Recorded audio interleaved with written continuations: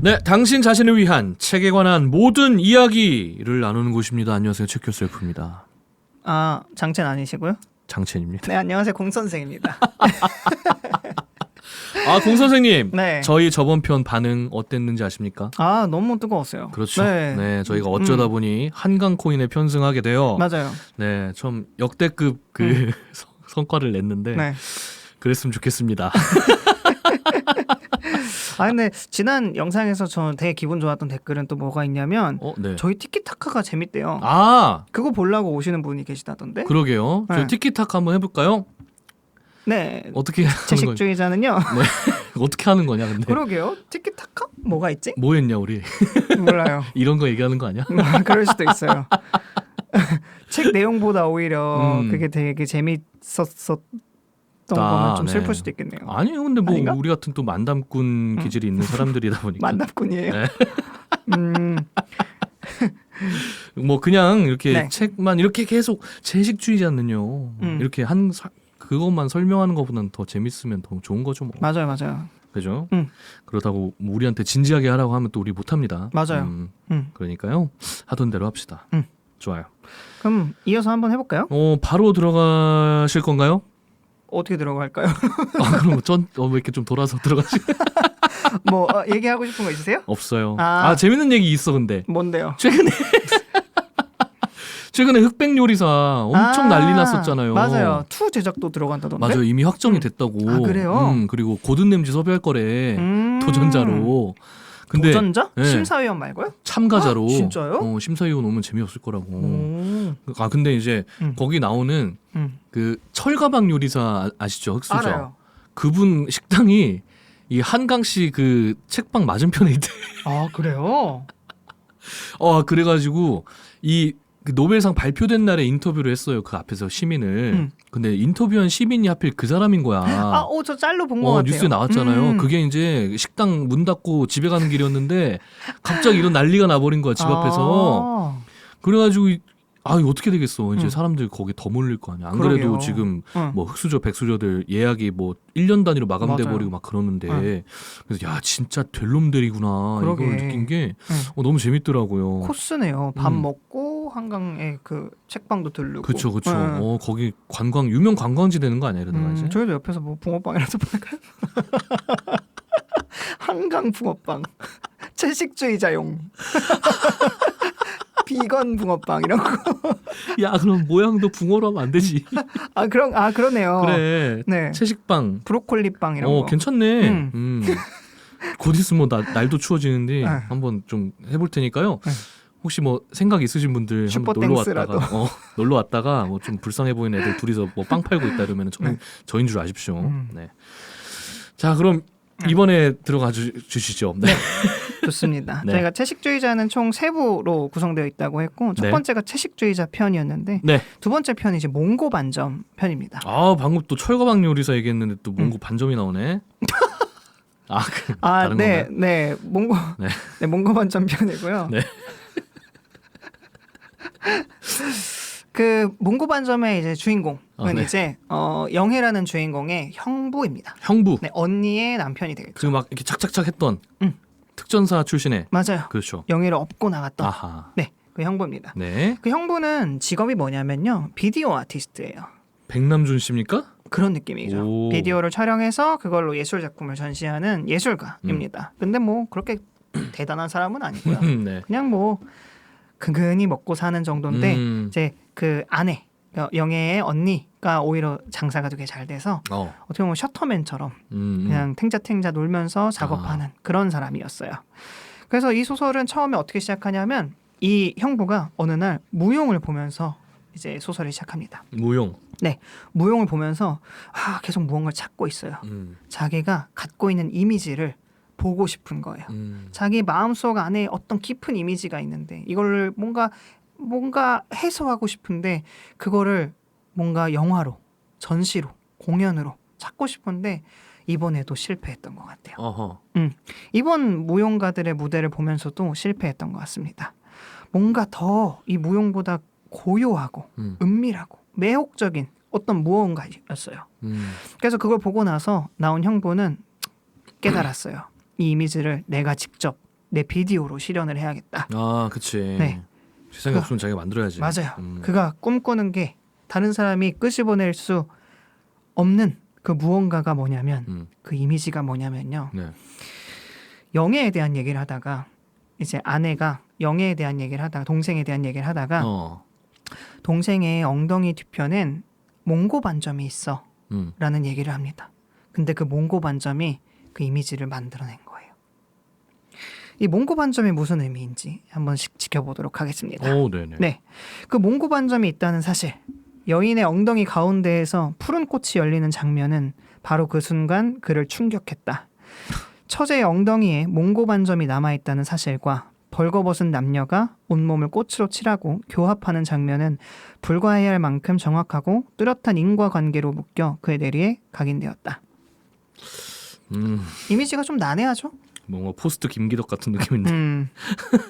그래서 자기는 이게 아니면 어떤 작업도 하고 싶지 않았던 거예요. 아, 꽂혔구나. 네, 그러다 어느 날 다시 또 아내와 얘기를 하다가 네. 영예 걱정을 하는 아내의 얘기를 듣고 그럼 내가 가볼까?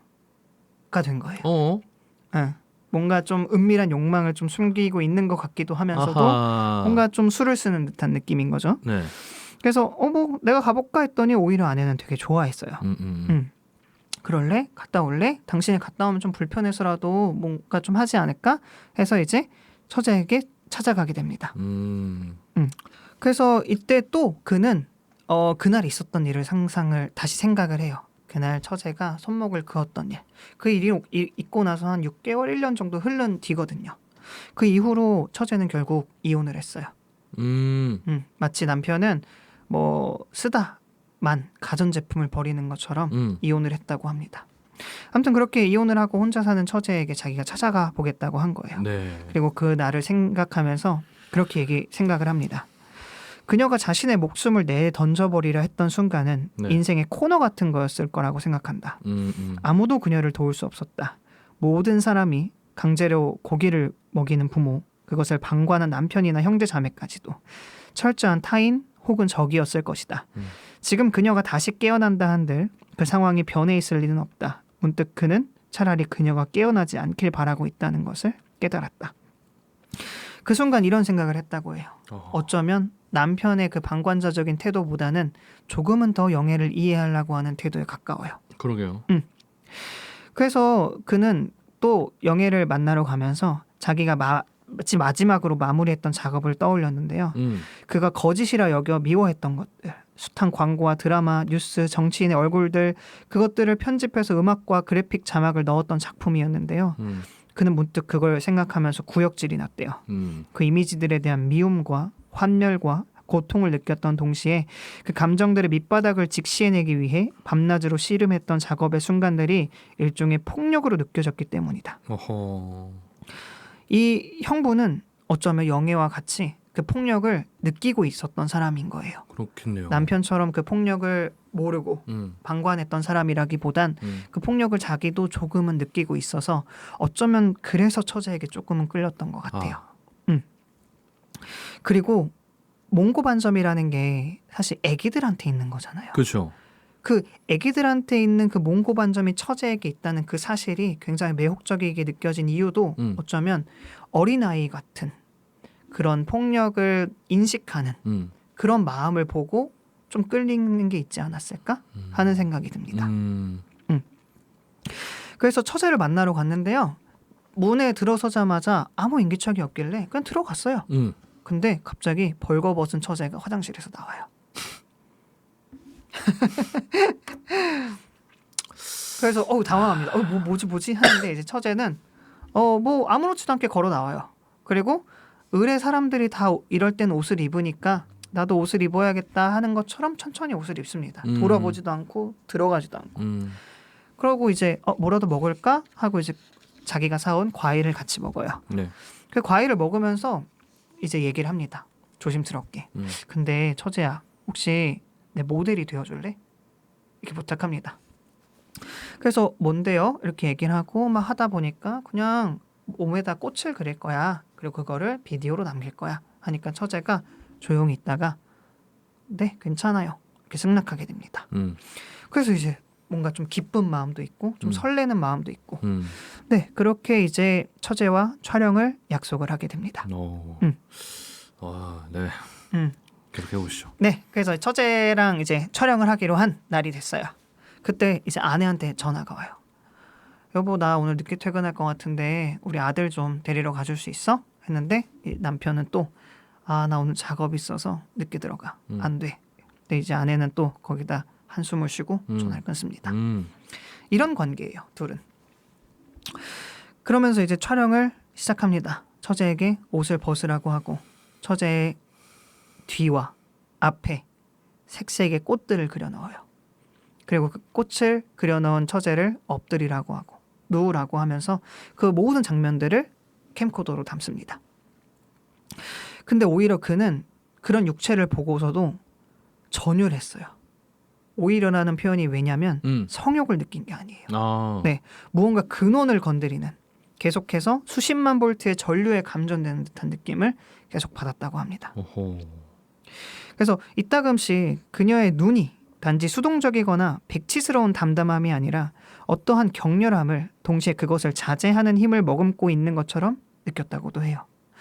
이 처제에게 단순히 뭐 채식을 하는 그냥 그런 단순한 백치, 답답함 이런 느낌이 아니라 정말 무언가를 갖고 있는 듯한 그리고 그곳을 보면서도 전율을 느끼는 어떻게 보면 동경을 한 것 같아요. 혹은 사랑을 했거나. 그래서 이 작업물의 제목을 몽고 반점 1이라고 짓습니다. 밤의 꽃과 낮의 꽃. 그리고 그 작품을 보면서 굉장히 흐뭇해하지만 아쉬웠어요. 왜냐하면 자기가 원했던 이미지의 완성은 아니었거든요. 그래요? 완성은 몽고 반점 플러스 교합하는 남녀의 육체가 필요했잖아요. 그렇네. 아까. 네. 그래서 몽고 반점 2라는 제목이 붙여질 이미지 그걸 또 원했던 거예요. 왜 이렇게 저렴해 보이냐. 제목이 좀 그렇죠. 어떻게 보면 예술가의 뭔가 그런 뭐랄까 지향점, 뭔가 목표인 것 같아요. 그러면서 이제 그럼 상대방을 누구로 하지? 근데 처제와 그걸 찍어야 되면 자기는 안 돼요. 자기는 나이가 든 배가 나온 머리가 듬성듬성 빠진 아저씨였거든요. 마지막 양심은 그래도 네. 붙잡고 있는 느낌이네요. 그래서 처제한테 또 다시 전화를 하다가 얘기를 합니다. 네. 그 혹시 요즘 어때? 작업 끝났는데 어때? 이랬는데 처제가 오히려 좋아해요. 자기가 온몸에 꽃을 그리고 자니까 오히려 꿈을 안 꾼대요. 자기가 꽃을 그리고 자면서 너무 편안해졌다. 그러면서 이거 혹시 지워지는 거예요? 이렇게 물어봐요. 지워지지 않는다. 문신이야? 그러니까 잘 안 지워진다라고 했더니 되게 유성이야? 좋아했대요. 유성 매직이야. 그래서 이게 그 얘기를 듣고 나니까 뭔가 그럼 지워지기 전에 툴을 또 찍자고 하면 안 되나? 라는 생각이 들었나 봐요. 그렇겠네. 그래서 처제 혹시 두 번째 작품을 또 찍어볼 생각 없어? 하니까 처제는 좋다고 합니다. 근데 이번엔 남자가 올 거야. 그 남자도 너처럼 옷을 벗고 온몸에 꽃을 그릴 거야 했는데 처제는 결국 또 동의하게 됩니다. 그래서 이제 누구를 남자 모델로 쓰지 고민하다가 이 비디오 작업물을 하는 작업실을 같이 공유하던 제이라는 남자 인물이 있었어요. 그 인물에게 부탁을 해요. 자기가 찍어놓은 영상을 보여주면서. 근데 조금은 외설적이잖아요. 그렇죠. 나체에다가 꽃을 그리고 이런 걸 찍는다는 게 좀 수치스럽기도 하고. 근데 이제 막 애걸복걸하고 화도 내고 막 협박도 했다가 다시 잘해주면서 해줘 이렇게 된 거예요. 그래서 제이도 그 작품을 봤는데 일단 그 작품이 너무 놀라웠어요. 뭔가 평소에 이 사람이 하지 않던 그런 작품인 것 같았고 그 작품의 색채도 너무 아름다웠고 어쩌면 거인이 한 단계 이 사람을 올려놔준 것처럼 뭔가 승화된 그런 느낌을 받았다고 해요. 잘 찍었나 보네. 그래서 승낙하게 됩니다. 네. 야. 그래서 이제 두 번째 촬영이 시작이 돼요. 네. 제이는 호기심에 시작한 거라 오히려 긴장이 너무 많이 됐어요. 한편 처제가 되게 자연스러웠어요. 아하. 둘을 더 가까이 붙이고 남자의 모델 위에 여자를 앉히기도 하고 하는데 오히려 처제가 남자 모델을 만지기도 하고 남자 모델의 꽃을 이렇게 만지기도 하고 막 머리도 만지고 뒤도 만지면서 자연스러웠는데 제이는 이제 좀 당황하기도 하고 좀 부끄러운데 이제 신체적 반응이 일어나게 됩니다. 그때 형부가 이걸 놓치지 않아요. 둘이 교합하는 장면이 꼭 있었어야 됐거든요. 그래서 제이한테 부탁해. 혹시 가능하면 실제로 할 수 있어? 했더니 제이가 화를 냅니다. 이건 무슨 포르노냐고. 내가 선배를 좋아해서 부탁을 들어주긴 했지만 이건 네. 좀 아닌 것 같고 저 여자가 누군진 모르겠지만 혹시 창녀냐? 창녀라도 이런 건 안 된다 하면서 이제 그 작업을 포기하고 나가게 됩니다. 그래서 이제 그 제이가 떠나는 소리를 들으면서 이제 좀 멍하니 이렇게 둘이 있었는데요. 처제가 뭔가 옷을 다 입지도 벗지도 않은 그 상태로 가만히 있는 거예요. 그러면서 이제 미안하다 했는데 처제가 그때 자기가 다 젖어버려서 당황스럽다 이런 얘기를 한 거예요. 네. 그래서 이제 형부가 그 얘기에 갑자기 반응을 해서 작업실 문을 위아래로 다 잠급니다. 그리고 처제를 덮쳐버려요. 어이구. 강제로. 처제는 싫다고 합니다. 싫다고 네, 했어요. 너무 싫다고 해요. 이러지 마세요. 이렇게 얘기를 하는데 형부가 왜? 제이보다 내가 뚱뚱해서 못생겨서? 했는데 처제의 대답이 좀 놀라워요. 꽃 때문이에요. 라고 대답을 합니다. 꽃이 그려져 있었기 때문에. 맞아요. 그래서 꽃 때문이야? 그럼 잠깐만 기다려 하고 형부는 부랴부랴 밖으로 나가서 자기가 알고 지내던 화가에게 연락을 합니다. 근데 그 알고 지내던 화가도 자기가 이전에 만났던 연인이긴 한데 어쨌거나 왜냐하면 자기 자신을 제일 잘 알고 있고 자기 나체를 볼 수 있는 사람을 섭외해서 그림을 그려달라 해요. 그래서 그 사람한테 자기가 그렸던 그림을 보여주면서 이대로 그려줘 하고 자기의 온몸에 꽃을 그리고 이제 작업 도구를 다 챙겨서 처제를 만나러 갑니다. 작업실은 뭐 이제 시간이 늦었으니까 처제의 집에서 작업을 하게 돼요. 그래서 처제의 집에 들어가자마자 처제는 꽃을 그대로 간직하고 있는 채 그냥 누워 있었습니다. 그 모습을 보고 형부는 달려들어요. 그래서 하게 됩니다. 네, 관계를 맺게 돼요. 아이고. 네. 그러면서도 이제 처제가 뭐 그렇게 싫어하는 것 같지는 않았었어요. 네. 왜냐하면 처제는 그 꽃을 굉장히 아름답다 생각하고 있었기 때문이에요. 그리고 그 꽃을 통해서 꿈도 안 꾼다고 했으니까. 그러고 이제 작품을 막 설명하다가 뭐 촬영도 하고 뭐 결국에는 모든 장면을 이제 다 찍게 되고 둘은 누웠어요. 그때 이제 처제가 이런 얘기를 합니다. 근데 이제는 꿈을 꾸지 않게 될까요? 이제 무섭지 않아요. 무서워하지 않을 거예요. 어떻게 보면은 그 트라우마에서 모두 벗어난 상태가 돼버렸어요. 어떻게 해소를 할 수 있었던 거지? 그래서 그리고 나서 아침에 밝았습니다. 그래서 이제 이 형부 주인공이 촬영했던 장비를 좀 챙겨야겠다 하고 캠코더가 놓여있던 곳을 딱 갔는데 캠코더가 없었던 거예요. 뭐지? 하고 이제 다시 돌아왔는데 그 캠코더가 바닥에 떨어져 있는 걸 봤고 그 위에 식탁을 봤더니 어떤 여자가 엎드려 있었습니다. 네. 그래서 봤더니 자기 아내였어요. 여보 이렇게 얘기를 합니다. 여보. 했더니 이제 아내가 딱 보고 나서 화도 내지도 않고 뭐 그렇다고 뭐라 하지도 않은 상태로 동생한테 나물 좀 묻혀서 주려고 들렀는데 어떤 남자와 누워있기도 하고 좀 걱정돼서 지나가려고 하다가 들어왔다. 근데 익숙한 캠코더가 있었고 당신이 알려준 캠코더 작동법으로 캠코더를 돌려봤더니 그런 장면이 있었다. 그래서 이제 남편은 해명하려고 합니다. 근데 조용히 하라고 다가오지 말라고 하면서 지금 정신병동에 연락했다. 그래서 2명의 정신병자가 있으니 잡아가라고 얘기를 했다고. 그리고 그 순간 이제 구급대원들이 들어와요. 그때 이제 동생은 잠에서 영혜는 잠에서 깨서 그 꽃을 그린 온몸을 마치 광합성하듯이 베란다로 나가서 온몸을 벌리고 있었고 그리고 그 모습을 본 구급대원은 그가 제일 위험할 것 같아서 제일 먼저 잡아요. 그리고 2번째로 남편을 잡았는데 남편은 뿌리치고 도망가려고 합니다. 근데 현관이 막혔어요. 그래서 다시 베란다 쪽으로 달려나가면서 이 소설은 끝이 납니다. 꽃이 흐드러지게 떨어지는. 이게 힘든데요, 이거 좀? 어떠셨어요?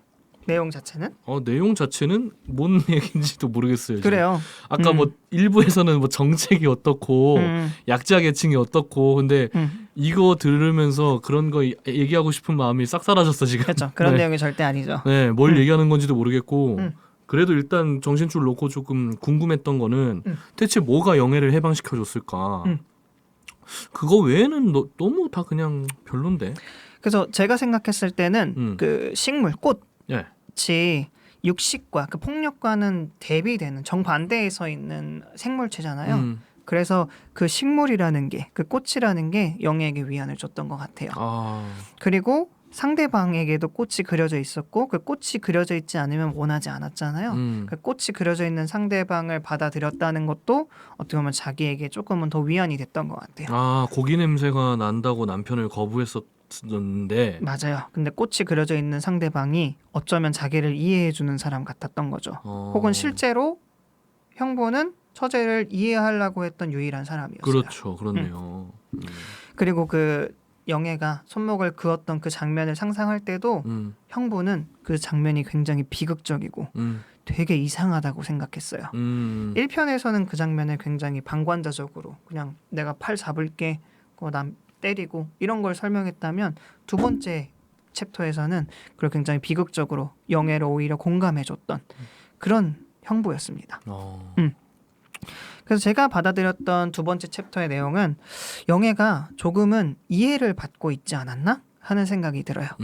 근데 이 이해가 완전한 이해였는지 혹은 불완전한 이해였는지는 사람들마다 해석이 좀 다른 것 같아요. 저는 오히려 사랑이라고 생각했거든요. 네, 근데 누군가는 이건 사랑이 아니고 불완전한 욕망을 해소하기 위한 단편적인 이해가 아니었나라고 해석을 하면서 이 어떻게 보면 불륜이잖아요. 이 불륜을 굉장히 비판하는 사람도 많았습니다. 근데 저는 더 많은 걸 생각하다 보니까 왜 안 되지라는 생각을 했어요. 이게 어쩌면 당연히 우리가 사회적으로 그리고 뭔가 문화적으로 약속이 되어 있는 관계이기도 하고 네. 그래서 가족이란 것도 있지만 결국에 왜 안 되지라는 질문에 봉착하게 되잖아요. 그렇네. 우리는 다 똑같은 동물이고 이게 사회적 혹은 계약의 범위가 아니라면 안 되는 건 사실 없잖아요. 그리고 누군가를 이해하고 누군가를 사랑하는 게 저는 이런 것들이 굉장히 재밌었어요. 네, 저는 이 예술가라는 혹은 이 소설가라는 직업의 직업가들은 네. 저는 꾸준히 질문을 던지는 사람이라고 생각해요. 뭔가 익숙하고 당연한 것들에 왜? 라고 질문을 던지는 사람이 저는 예술가라 생각해요.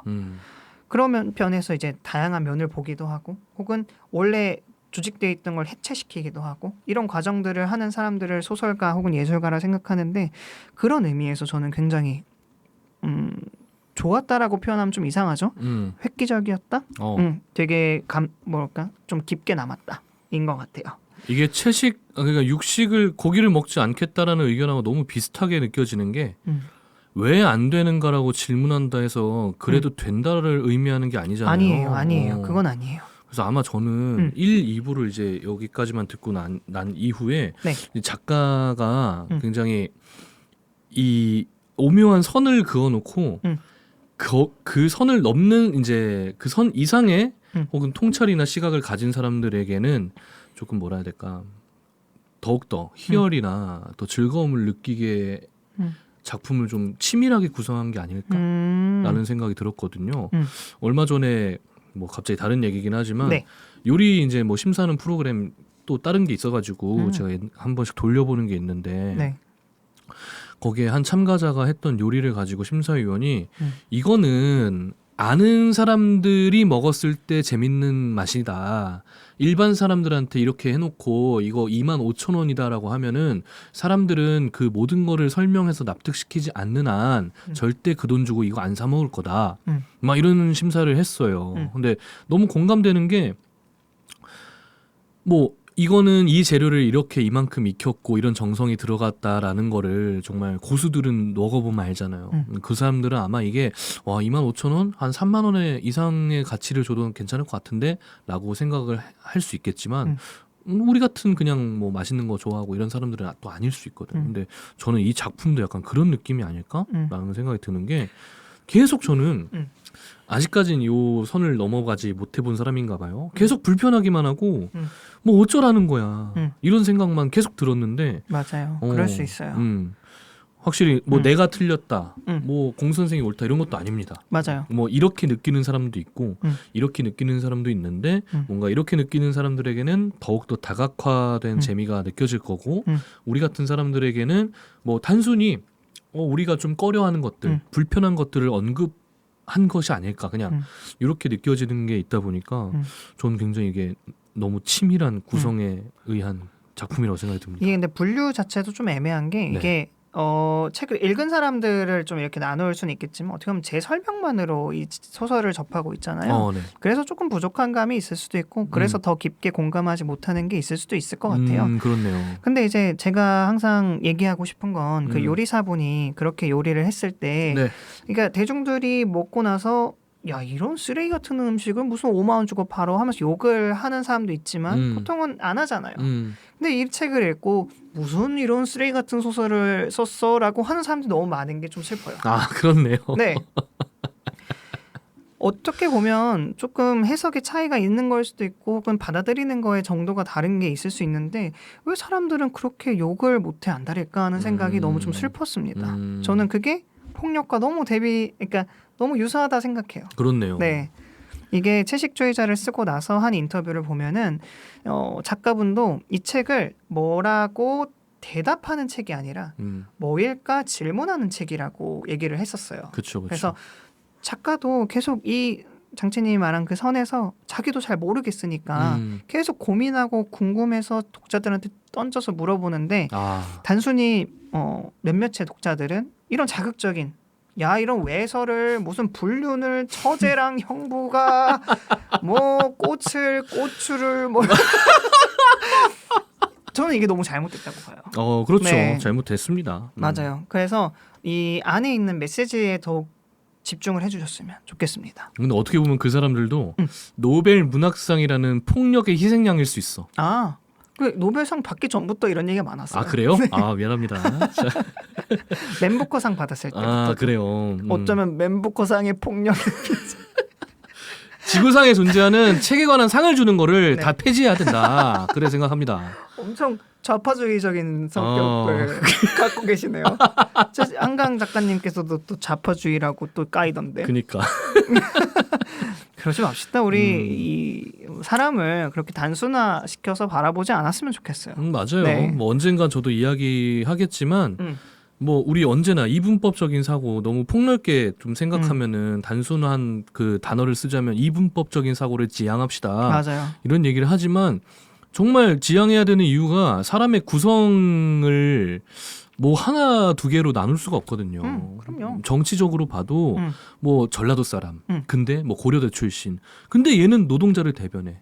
근데 아버지가 기득권이야. 막 이런 성분들이 굉장히 복잡하게 얽혀 있는 사람이 많거든요. 맞아요. 그러다 보니까 쟤는 뭐 저렇게 말하는 거 보니까 저쪽이네. 얘는 이제 좀 우리 편인가 봐. 막 이렇게 생각 좀 안 하고 살았으면 좋겠다. 맞아요.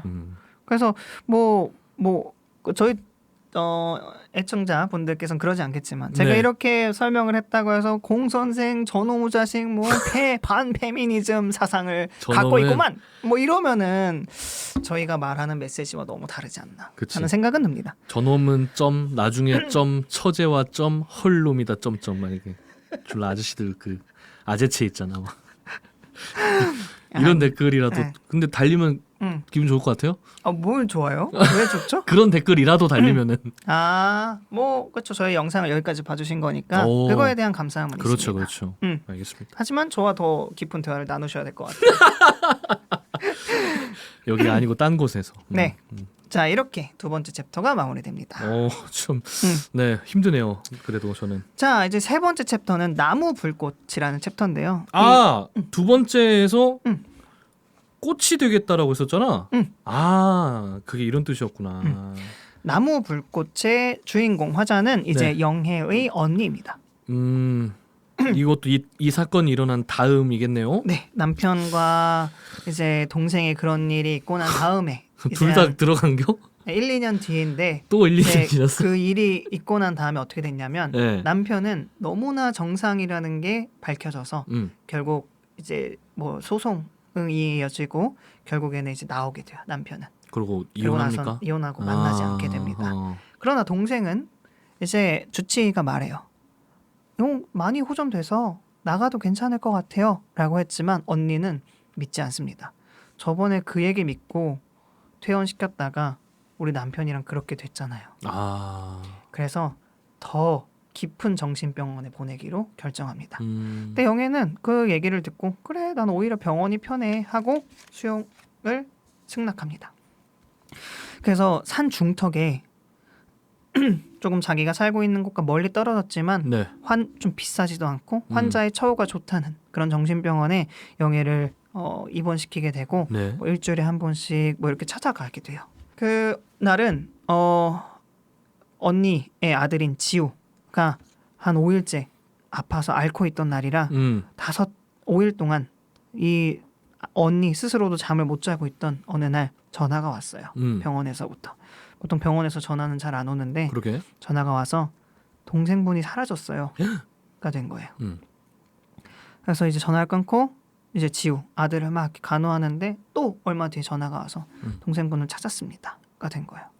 찾았는데 그날 정신병동에 산책이 있는 날이었는데 비가 많이 오는 날이었어요. 근데 산책하다가 이 영애가 사라진 거예요. 그래서 모든 간호사들이 막 산을 막 뒤졌는데 어느 그 울창한 숲 안에 나무들 사이에서 마치 나무처럼 두 발을 꼿꼿이 붙인 채 하늘을 바라보면서 서 있던 영애가 발견이 됩니다. 위장은 안 했습니까? 위장은 안 했어요. 다행이네. 네. 그래서 이제 그 일이 있고 나서 이제 영애를 보러 가는 그 길에서 소설이 시작됩니다. 그 정신병원을 찾아가는 그 길에서 네. 이제 언니는 계속해서 과거를 회상을 해요. 과거를 회상하면서 영애에 대한 얘기를 많이 해줍니다. 언니가 알고 있는 영애는 어렸을 때부터 많이 맞았어요. 근데 사실 그 남동생이 있었는데 남동생은 맞은 대로 다른 애들을 패고 다녔대요. 그러니까 스트레스가 좀 덜 쌓였고 자기 자신은 맞으니까 엄마를 챙겨야 한다는 이유에서 많이 안 맞았나 봐요. 근데 둘째인 영애만큼은 많이 맞고 자랐었던 것 같아요. 그리고 이제 막 영애랑 어느 날 산 중턱에 갇혔나? 뭐 아무튼 그런 일이 있었는데 영애가 그런 얘기를 했어요. 우리 그냥 집에 들어가지 말까? 어쩌면 영애는 그 어렸을 때부터 뭔가 그 폭력으로부터 도망가고 싶었던 그런 그러게. 기저가 있었던 것 같아요. 네. 아무튼 그런 생각을 하면서 이제 영애에 대한 생각도 하고 그리고 또 그날 영애가 자해했던 순간을 또 생각합니다. 여기서 또 다른 점은요. 똑같은 사건을 생각하는데 언니는 후회를 해요. 만약에 그가 그녀와 결혼을 하지 않았더라면 만약에 그녀가 여기 오지 않았더라면 내가 아빠를 부르지 않았더라면 그런 일이 일어나지 않았을까? 혹은 영애가 결혼을 하지 않았다면 혹은 내가 영애를 말렸더라면 계속 이런 생각을 해요. 이 같은 사건을 보는 세 명의 시각이 다 달라요. 그렇네요. 첫 번째 남편은 방관자적이었고 두 번째 형부는 이해하려고 했고 세 번째 언니는 말리지 못한 걸 아쉬워해요. 이렇게 세 명의 가치관이 드러나게 됩니다. 네. 그리고 이제 남편에 대한 생각도 하게 되죠. 그날 있고 나서 남편을 만나지 않았는데 남편은 그냥 사랑해서 만났다기보다 남편이 되게 힘들어 보였고 지쳐 보였던 날 처음 만났었대요. 오호. 그때 언니는 저 남편을 내가 지켜줘야겠다. 쉬게 해주고 싶다. 해서 큰 문제가 없길래 또 결혼을 했다고 해요. 근데 알고 보니까 쉬게 해주고 싶었던 사람은 그가 아니라 그녀 자신이었던 걸 아하. 깨닫게 됩니다. 네.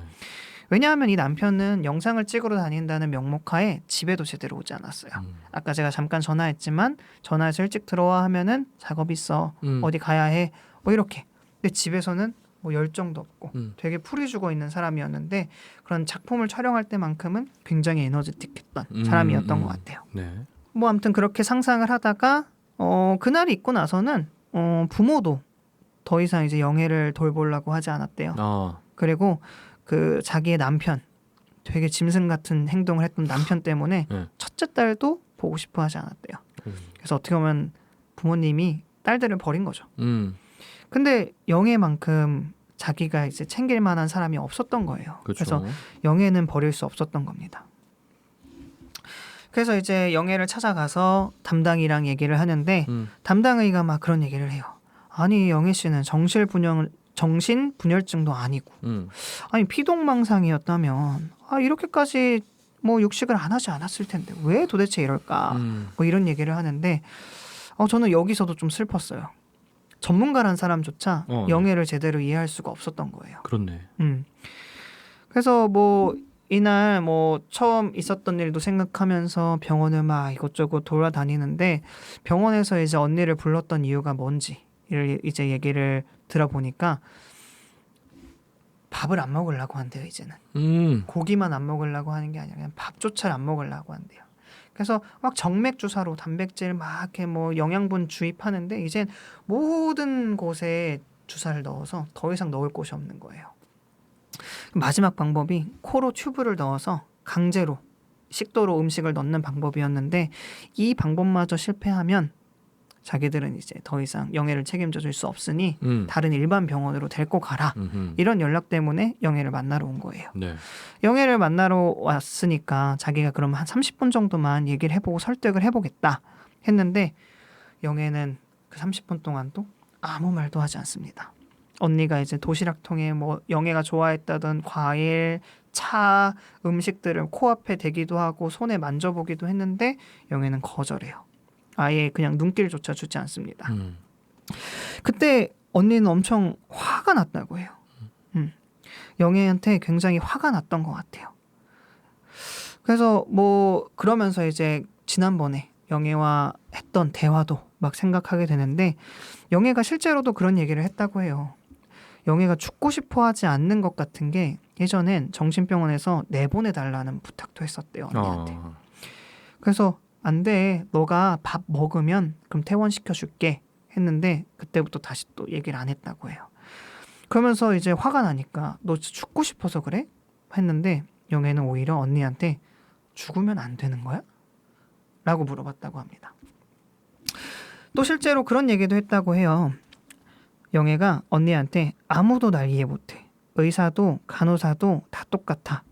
이해하려고 하지도 않으면서 약만 주고 주사를 찌르는 거지. 이런 얘기를 했다고 해서 제가 일부에서 그렇게 해석했던 것 같아요. 아무도 영애를 이해하려고 하지 않고 왜 육식을 하지 않으려고 하는지 이해하지 않았던 것 같아요. 그래서 저는 이 장면이 굉장히 좋았는데 왜냐하면 장채님도 그렇지만 저희가 조커라는 영화를 굉장히 즐겁게 봤었잖아요. 네. 좋게 봤었잖아요. 네. 저는 가장 기억 남는 명장면 중에 하나가 네. 조커가 이제 상담을 받는 동안 상담사가 뭐라고 막 말해요. 왜냐하면 조커도 무슨 얘기를 했었기 때문에. 그때 조커가 한마디 합니다. 넌 내 얘기를 듣고 있지 않아. 저는 그때가 진짜 너무 안타까운 순간이에요. 제가 조커라는 영화를 보면서 느꼈던 것 중에 가장 큰 건 기회가 많았는데 저 악이라고 뭐랄까 표현되는 폭력 있잖아요. 폭력이 나오지 않을 수 있는 기회가 정말 많았는데 그러게요. 친구가 조커의 얘기를 들어줬더라면 머레이가 들어줬더라면 상담사조차 들어줬더라면 조커가 됐을까? 하는 생각을 했던 경험이 있어서 저는 이 채식주의자도 비슷하게 봤던 것 같아요. 영애의 폭력은 폭력으로 나오진 않았지만 결국 자신을 향한 폭력으로 드러났잖아요. 그렇죠. 그게 싫었더라면 영애를 조금 더 이해하려는 노력이 필요했지 않았을까? 영애가 아까도 얘기했지만 오히려 형부와 그런 일이 있고 나서 꿈을 꾸지 않았고 실제로 주치의마저도 퇴원해도 괜찮다고 했어요. 아하. 가족과 함께 있으면 더 호전될 거다. 오히려 언니가 영애를 가뒀습니다. 오히려 주변 사람들이 영애를 더 이해하지 못했어요. 영애는 충분히 호전될 수 있었습니다. 그 일이 있고 나서. 근데 사람들이 하면 안 된다라고 생각했던 그 행동 때문에 결국 영애는 정신병원에 갇혔고 지금은 음식도 거부하는 상태가 됐어요. 아, 그렇네. 근데 이런 모습을 보면서 언니도 화가 나죠. 근데 언니조차도 그렇게 행복했던 사람은 아니에요. 자기는 언니로서, 엄마로서, 마지로서, 가장으로서 그냥 자기도 삶을 포기하고 싶었던 순간이 너무너무 있었는데 그냥 그러지 못하고 기어코 그 한 줄기 빛을, 한 줄기 그 끈을 놓지 않고 살았던 거예요. 그래서 영애를 보면서 화를 냈던 장면에서 영애가 왜 그런지 이해하지 못해서 화를 냈다기보다 오히려 진짜 뭐랄까 속 편하다 느꼈던 것 같아요. 아, 뭔가 혹은 질투를 했던 것 같아요. 그치 부럽기도 하고. 자기도 삶을 놓고 싶었는데 실제로 삶을 놓으려는 시도조차 했었는데 아들이 있었다 했잖아요. 그래서 아들 때문에 또 포기하게 되는 그런 경험도 있어서 언니는 영애한테 화를 냈던 것 같습니다. 그래서 이제 영애에게 코로 튜브를 삽입하고 음식물을 막 넣으려고 하는 어떻게 보면 시술이 진행돼요. 네네. 언니는 이제 보고 싶다고 하고 다들 보지 말라 그래요.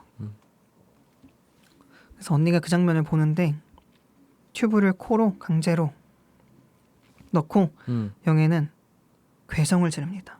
마치 짐승처럼요. 싫어. 하지 마. 그러면서 계속 식도를 닫아버리는 거예요.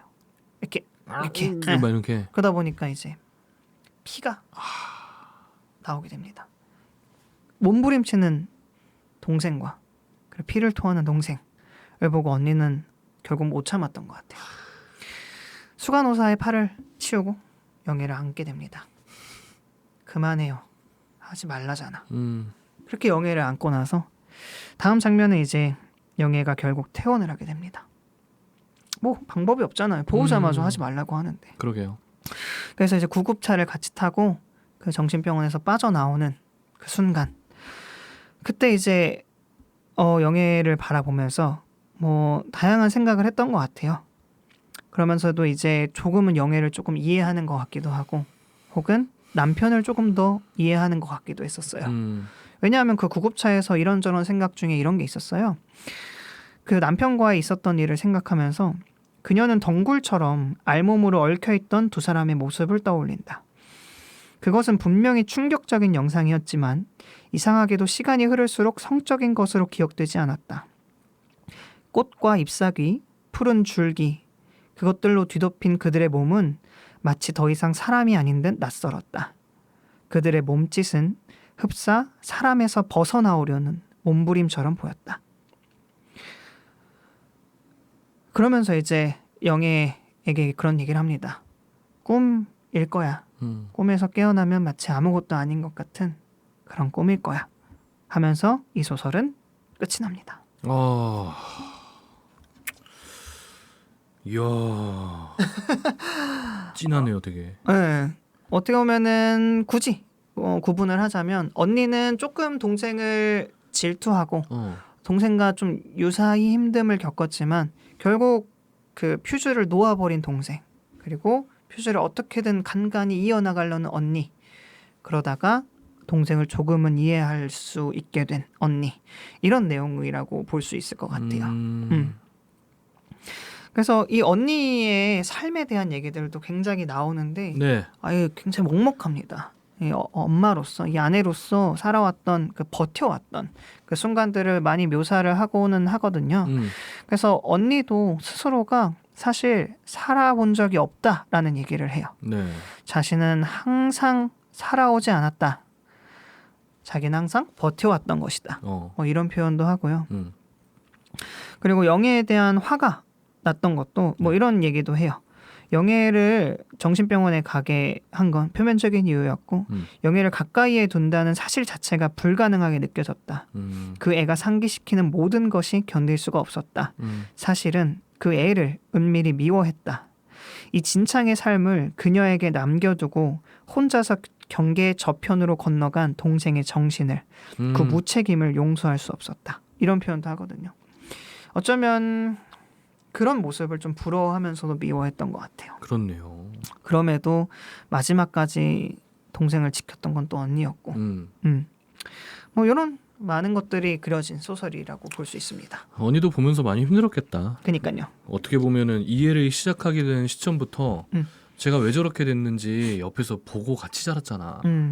그러다 보니까 자기는 당하지 않았던 뭐 폭력이라든지 혹은 뭐 부당함 같은 거를 쟤는 당하는 걸 자기도 옆에서 보고 있었으면서 어렸을 때도 마음이 좀 편치 않았을 것 맞아요. 같아. 그래서 동생과 한 4살 정도 터울인데 그래서 영애에게 되게 잘해줬대요. 모성애 같은 걸 느껴서.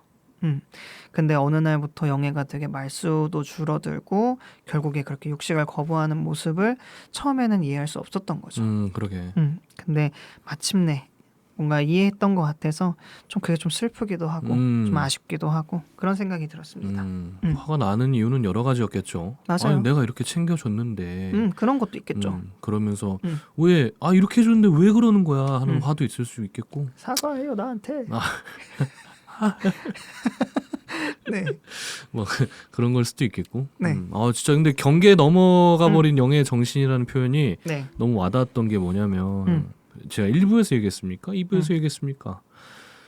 이 작가가 미묘한 경계를 끄어놓고 2부에서 있겠죠. 네. 그 사이에 이제 그 사이에서 갈리는 독자의 반응도 솔직히 내가 봤을 때 되게 재밌는 요소라고 했잖아요. 맞아요. 근데 이 독자들의 위치랑 영애랑 언니의 위치도 너무 비슷한 것 같아요. 저는 이 다른 그 경계 너머의 뭔가를 보면서 화가 나기도 하고 답답하기도 할 거고 이해가 안 되기도 해. 지금 댓글들도 그렇잖아요. 맞아요. 이게 좋다는 새끼들은 뭐임? 맞아요. 이게 왜 안 좋음? 이런 내 뜻을 내포하고 있는데 뭐 모름? 대가리 빠가임? 막 이런 댓글도 수없이 주고받고 하다 보니까 참 많은 게 함축되어 있는 게 아닐까라는 생각인데. 오히려 요즘 같은 시대에 나온 지는 꽤 됐지만 오히려 요즘 같은 시대에 읽기 참 좋은 것 같아요. 사람들에게 폭력의 위험성을 좀 각성시킬 수 있는 것 같기도 하고 각성이라는 표현이 되게 좀 그렇긴 하지만 네네. 한 번쯤 생각해 볼 수 있는 그러게요. 그런 책이었던 것 같습니다. 결말도 참 그러니까 이렇게 끝나잖아요. 맞아요. 이후에 어떻게 치료됐습니다 이런 게 아니고 영희가 죽었습니다도 죽었는지 아니고 아닌지 실제 나무가 돼버렸는지 아무도 모릅니다. 그냥 이렇게 끝나요. 나무가 될 수도 있군요. 정말 나무가 됐을 수도 있겠군요. 왜냐하면 음식을 거절한다 했을 때 네. 영희가 그런 얘기를 해요. 네. 나 내장 기관이 다 퇴화됐다고 하지. 근데 나 이제 밥 안 먹어도 괜찮아. 난 나무가 될 거라서 물만 마셔도 돼. 뭐 이런 얘기도 합니다. 실제로. 그리고 이제 물구나무 서기를 굉장히 많이 했다고 해요. 그리고 언니한테 막 그런 얘기도 많이 했대요. 사실 나무들은 다 물구나무 서고 있는 거야. 나도 뭐 꿈을 꿨는데 내 두 팔이 바닥을 받친 두 팔이 뿌리가 되고 뭐 이제 다리에서 잎이 자라는 뭐 그런 꿈을 꿨다고 하면서 나무가 되고 싶어하는 어떻게 보면 그 폭력에서 피해서 절정으로 다가가는 그런 과정들을 그린 것 같아요. 물구나무도 나무구나. 나락도락이다. 그렇지. 물구나무도 나무다. 그렇죠. I'm Groot. 그래서 저는 이렇게 되게 단순한 키워드로 분류하는 게 좀 슬퍼요. 좀 그러게. 안타까워요. 너무 좋은 소설이고 저는 너무 재밌게 읽었거든요. 2번 읽으면 3번 읽으면 진짜 보이는 것들이 다 다르니까 너무 재밌는데 사람들이 그 단순히 구분지은 키워드들이 있잖아요. 불륜, 뭐 이해하지 못할, 난해한 이런 것들로 소설 평가하는 게 좀 아쉽습니다. 아쉽네요. 그리고 저조차도 네. 원래 그렇잖아요. 뭐 컨텐츠가 있으면은 네. 그래서 이 컨텐츠가 전체적으로 관통하는 게 뭔데 라는 것들이 언제나 저한테는 되게 주잖아요. 네. 그래가지고 물론 이렇게 좀 여러 가지 장면을 곁들여서 결국에 이런 걸 얘기하고자 했던 게 아닐까라는 해석도 분명히 필요하겠지만 그런 해석 없이도 나는 좀 직관적으로 봤을 때 딱 이거 시원시원하게 딱 그냥 결말 딱 맺어주고 이런 것들을 되게 선호하다 보니까 어떻게 보면은 제가 혼자 읽기에는 네. 너무 좀 지루할 것 같아. 아니요. 근데 진짜 문장력이 네. 제가 그때 그 종의 기원 설명하면서도 네네네. 흡입력이 있고 묘사가 미쳤다 했잖아요. 진짜 괜히 노벨상이 아닙니다. 네. 그런 것들을 이제 이 스킬로 또 네. 이게 커버를 할 수가 내용이 있다. 아무리 뭐야 하다가도 읽다 보면 다 읽었네 이런 느낌이에요. 그래서 진짜 괜히 유명한 작가가 아니구나 하는 생각도 들었습니다. 정말 짧은 글을 읽은 적은 있습니다. 뭐 요즘에 간간히 화제가 되고도 있지만 아이를 갖기로 했을 때 결심을 맞아요. 그거 SNS 많이 올라오던데. 그걸 이제 자전적인 소설에다가 적어놓은 게 있는데 그 짧은 그것만 봐도 와 너무 아름다운 풍경들이 여기 그려지고 네. 그 도란도란 이야기를 나누는 부부라든지 혹은 그 수박의 맛, 여름 비의 냄새가 나를 엄청 휘감는 그런 느낌이 드는 거야. 어떻게 보면 요거 한 바닥도 안 되는 요 분량인데 그래서 진짜 글을 잘 쓰시는 분이구나라는 생각이 들었는데 네. 그런 글로만 점철돼 있는 소설이니까 맞아요. 지루함은 없을 거다. 너무 재미있어요. 그러니까 보통 이렇게 표현을 잘 안 했었던 것 같아요. 제가 책 연습하면서. 근데 그러게요. 너무 재밌어요. 진짜 너무 재밌고 별점 5점입니다. 오. 네, 진짜 재밌어요. 시타르타 다음으로 제가 너무 재밌게 읽고 재밌게 준비하고 재밌게 말한 그런 소설인 것 같아요. 그렇네요. 알겠습니다. 네. 자, 이렇게 그러면은 3챕터까지 마무리가 된 거죠. 맞아요. 소설이 완결이 네. 난 거고. 어떠셨나요? 오. 그냥 네, 뭐 그냥 뭐 중간중간 이야기를 했습니다만 확실히 읽어보면은 오늘 이렇게 이야기 들을 때랑 굉장히 다른 좀 맞아요. 그게 느껴지지 않을까라는 그럴 것 같아요. 생각이 드는데 여러분 이거 당분간 못 읽어요. 못 사나요 이제? 없죠. 절판된 그쵸? 것도 많고 그래서 뭐 아. 다음 스케줄이 뭐 몇 월 며칠부터 이제 다시 나올 거다라는 네. 게 있는데 네. 이미 프리미엄도 엄청 붙어 있고 아, 그래서 요즘에 한강 테마주가 엄청 라면이랑 라면 회사 올라간 거 알아요? 라면은 왜 올라갔어요? 한강 라면 유명하잖아. 진짜 어처구니가 애들 한강에서 없다. 라면 끓여 먹는 거 유명하잖아. 응. 그래서 국장 하려면은 응. 한강 라면을 떠올려서 네. 일단 삼양라면 이런 것부터 사야 된다고. 진짜? 네. 그럼 저는 웃겼던 게 이제 다음 날 발표되자마자 뭐 교보문고나 이런 회사들의 주식이 상한가를 쳤잖아요. 네. 그래서 뭐 이해합니다. 뭐 그럴 수 있죠. 근데 밀리의 서재가 상한가를 갔더라고요. 밀리의 서재는 왜 갔을까? 그래 뭐 그럴 수 있지 했는데 밀리의 서재는 심지어 책이 없대요. 그 출판사 중에서도 네. 얘네 책 절대 없는 한 군데 있잖아. 뭐 문학과 뭐 어디? 아 그런 데가 민음사? 있어요? 민음사였나? 근데 걔네도 똑같이 다 오르고 오. 그래가지고 사실 쉽지가 않네요. 근데 뭐 반사의 이기죠. 그거는 어떻게 보면은 업계가 호황이다 보니까 맞아요. 얘네한테도 호황은 분명 갈 수 있겠다라는 예측은 할 수 있습니다만 라면이 진짜 미친 거라니까. 맞아. 진짜 우리나라에서 주식하기 참 쉽지가 않네요. 한강 테마주 종이 회사도 많이 올랐더라고. 재지 회사. 네. 참. 그리고 누가 뭐 그런 얘기도 했는데 채식주의자니까 풀무원 사야 된다. 아. 뭐 되게 이상한 얘기를 많이 했던 것 같은데 아무튼 그런 어. 에피소드가 있네요. 아 근데 그 진짜 좀 또라이들 모아다가 네. 그런 잡소리 좋아하는 사람들 있잖아요. 뭐 우리 같은 사람들 네. 계속 뽑아내고 해서 결국 포트폴리오 하나 만든 다음에 그거 그냥 ETF 느낌으로 투자 다 해버리면은 결국 상승하진 않을까? 이익 보지 않을까? 근데 한 내일이면 다시 원래대로 돌아와 있을걸요? 한 내일? 아니 다음 주? 오히려 마이너스일 수도 있다. 네. ETF 망할 수도 있다. 네, ETF 불패 신화는 없습니다. 텍사스 반도체도요 마이너스를 찍어요. 아, 참 생각해 볼 거리가 많은 소설이네요. 진짜로. 맞아요. 저에게 너무 좋았어요. 저는 어. 폭력에 좀 민감한 사람이니까. 네. 그래서 이거 보니까 뭐 아까 조커도 사실 조커 2가 나왔을 때도 그런 부분에서 되게 재밌게 봤거든요. 그런 것들에 좀 민감한데 하필 이런 작품들을 최근에 보니까 되게 생각도 많아지고 좀 더 깊게 생각해 볼 수 있는 그런 시간이었던 것 같습니다. 확실히 저 같은 경우에는 폭력을 숭상하는 사람이다 보니까 맞아요. 폭력주의자잖아요. 폭력주의자는 아니에요. 제가 지었습니다. 네. 폭력주의자. 아니에요. 저는 네. 냉장고 앞에서 갑자기 나 이제 폭력 사용하지 않을 거야. 좋은데요? 라고 한다고 해서 제가 평화주의자가 되는 건 아닙니다. 그렇죠. 근데 어쨌든 폭력을 좀 숭상하는 사람으로서 네. 저한테는 불편했던 요소가 정말 많았습니다. 단순히 뭐 불륜이 어쩌고 저쩌고 뭐 이게 아니고 그냥 이 주변 인물들의 약간 이입을 했을 때 그냥 단순히 영예를 보는데 내내 불편한 감정이 들고 저도 남편같이 느꼈을 것 같아요. 이게 제가 생각을 해보면 어쩌면 그럴 수도 있어요. 영예가 했던 행동들이 상대방에겐 폭력이었었던 걸 수도 있죠. 그럴 수도 있죠. 이게 뭔가 뭐 말꼬투리 잡고 진짜 궤변인 것 같긴 한데 남편의 입장을 계속 말씀하시니까 남편의 입장에선 갑작스럽게 변한 영예의 모습 그리고 내가 좋아하는 고기를 먹지 못하는 그 상황들이 좀 폭력적으로 느껴졌을 수도 있어요. 그렇습니다. 뭐 네가 폭력을 했으니까 나도 폭력하는 거야. 뭐 이런 걸 이야기하는 건 아니겠지만 사실상 어느 누구의 감정을 이입시켜서 이렇게 들여다봤을 때도 모든 것이 폭력으로 느껴질 수가 있었던 것 같아요. 저는. 그러니까 어쨌든 뭐 형부의 입장으로서 봤어도 결국엔 그 처한 상황들이 자기에게는 폭력으로 느껴질 수도 있고 심지어 하물며 아버지한테도 이건 좀 어거지긴 한데 어렸을 때 이쁜 우리 딸내미가 걔한테 물렸어. 그 상황이 폭력이었어요. 아무튼 뭐 세상에 폭력이 가득하다.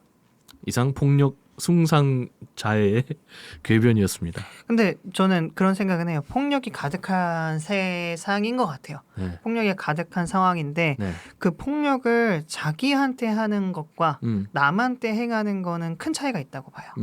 자기 자신한테 너무 폭력이 그게 달해서 내 뺨을 치고 내 가슴을 치는 건 아무도 뭐라 하지 않죠. 근데 그 폭력을 상대방한테 행했을 때 저는 그렇게 생각했을 때 폭력은 더 큰 폭력을 야기한다 생각하거든요. 그렇죠. 마치 조커가 되는 것처럼. 맞습니다. 영예는 누구에게도 강요하거나 자신의 생각을 심어내려고 하지 않았어요. 근데 오히려 다른 사람들이 계속해서 영예한테 폭력을 가했던 것 같아요. 제가 생각했을 때 폭력은 어디에나 있죠. 네. 없다고 할 수는 없겠지만 그렇죠. 그 폭력을 어떻게 처리했느냐 이런 것도 좀 중요할 것 같아요. 좋습니다. 뭐 어떻게 사용하느냐도 중요하겠죠. 맞아요. 끝까지 안 한단 말 안 해. 끝까지 어떻게든 사용하려 그래 막. 폭력 멈추세요. 멈춰. 이것도 폭력입니다. 왜요? 눈앞에 이렇게 멈춰 이렇게 하는 것도 네. 저한테는 무서울 수 있어요. 이상 폭력 숭상자의 궤변이었습니다. 여튼 생각해볼 거리는 정말 네. 뭐 많네요. 네, 아니 책은 진짜 꼭 읽어봐야 될 것 같아요. 여태 네. 다뤘던 책들도 뭐 저희가 사실은 항상 본인이 읽어온 책 상대에게 이야기해주는 약간 겉핥기식의 컨텐츠긴 하지만 그래도 그냥 이렇게 해서 이렇게 됐대요. 끝. 이게 아니고 어떻게 생각하세요? 이런 걸 어떻게 느끼셨나요? 이런 이야기를 꽤나 많이 거의 2시간에 걸쳐서 하잖아요. 맞아요. 꽤나 많이 하는 편인데 그 중에서도 오늘 이 책은 정말 아직도 끝나지 않을 것 같아요. 아, 그렇죠. 하루 종일 얘기할 수 있어요. 그러니까 캡틴 아메리카요 거의. 그러니까 나머지 다음 거 이야기는 저희 3부 죄송합니다. 네, 2부까지만 할 거고 네. 나머지는 여러분들께 맡기겠습니다. 음. 네, 다른 의견이나 뭐 읽은 후에 감상들이 있으면은 한 번씩 또 찾아오셔서 이 새끼들은 이렇게 얘기하네. 저는 이렇게 읽었습니다. 하는 댓글들 한 번씩 또 써주시면 감사하겠고요. 맞아요. 네. 그러면은 제가 준비한 채식주의자 책은 여기서 마무리 지으면서요. 네, 마지막으로 이제 한강 작가님의 노벨상 수상을 축하드립니다. 축하합니다. 저희는 뭐 볼품 없는 책 리뷰하는 사람들이지만 맞아요. 네. 나중에 한번 여기 와주시면. 오세요 한 번만. 근데 혹시 몰라. 왜요? 제가 네. 나중에 리뷰 이런 걸 쭉 봤는데 책 유어셀프 그분들이 진짜 너무 재밌게 잘하신 것 같아요. 그래서 한번 나가보려고요. 네. 막 이렇게 맞아요. 언젠가 이야기하실 네. 수도 있기 때문에 그러니까요. 잘 부탁드립니다. 자, 그럼 저희 좋은 네. 소식 기대하면서 책 유어셀프 채식주의자 편 마무리하도록 하겠습니다. 네. 2주간 고생하셨고요. 다음에 또 재밌는 책으로 돌아오겠습니다. 안녕히 계세요. 다음 주에 봬요.